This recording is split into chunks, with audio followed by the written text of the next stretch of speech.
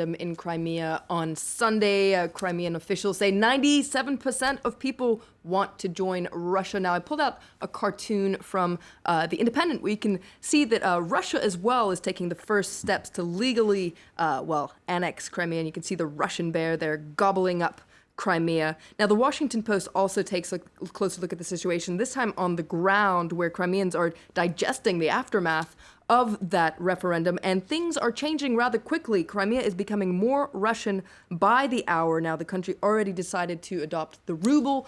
The time already changed. They moved forward by 2 hours to be on Moscow time. A lot of papers are saying that's going to be, it was probably a rough wake-up for people who were celebrating that vote in Crimea. OK, well, we've heard a lot of outrage, of course, from the US and from Europe. Wall Street Journal, you found a piece on one country that's staying rather quiet, China. That's right, and China abstained from a vote on Saturday at the Security Council to declare the referendum in Crimea as an illegal assault on Ukraine. So the Wall Street Journal takes a closer look at why, and it says that Beijing stands with Moscow against the Western order because it fears democratic uprisings more than it fears separatist movements, and it has very harsh words. It likens them to a club of dictators sticking together. This is a reminder that Beijing can't be counted on as a friend in the post-Cold War order, according to the Wall Street Journal. Now, let's take a look at how China is reacting to all this.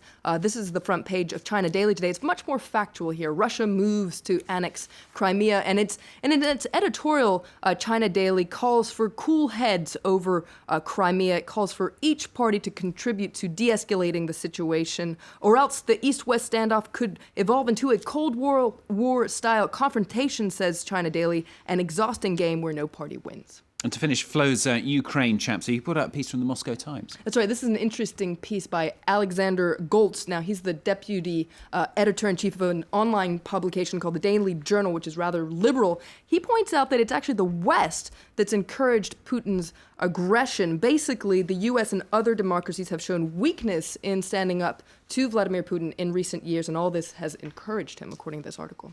And moving on to something different, a lot of focus on that story that was breaking about this time yesterday, in fact, the tanker loaded with Libyan crude oil that's been seized by US Navy SEALs near Cyprus. That's right. The Wall Street Journal comes back on all the details on that tanker called the Morning Glory, how it was under a command of rebels who wanted to sell its cargo to help fund an autonomous government. It points out that last week it evaded a naval blockade, and this prompted the Libyan parliament to sack the Prime Minister, Ali Zaidan, who's been seen as a bridge maker in the very divided country. The Guardian focuses on this situation in its editorial today and says that all this is a symbol of post-Gaddafi Libya. It's proof that the country is really on the brink of tearing apart. And finally, Flo's got a good quick word for us on the environment, haven't you? That's right. Let's start with the bad news. This is on the front page of The Independent. It talks about the official prophecy of doom when it comes to climate change. Now, basically, The Independent got its hands on a leaked copy of an upcoming UN report on climate change. It's very depressing. It predicts that by the end of this century, global warming will displace millions of people, increasing the risk of violent conflict, wiping trillions of dollars off the global economy. We're bound to hear much more about this report in days to come. But let's distract ourselves a minute with something a little bit lighter about the weather. This yesterday was St. Patrick's Day, of course, a day when a lot of people wear green. Did you wear green yesterday? I didn't know. I was debating with Stephen. We should have done, shouldn't we? Yeah. Well, a lot of people did wear green, but a funny article in Slate takes a look at some people who maybe shouldn't have worn green, and that's meteorologists. This is what happens to them when they wear green. That doesn't work, does it? Basically, they're presenting the weather on the backdrop of a green screen, of course. And so this is an 77 anchor from, in an awkward place. Exactly. Yeah. This is an anchor from Fox News. So she tweeted this. It went viral, and a lot of other meteorologists joined in on the fun. This woman, well, she seems to have disappeared here. Yeah. Let's take a look at some other ones.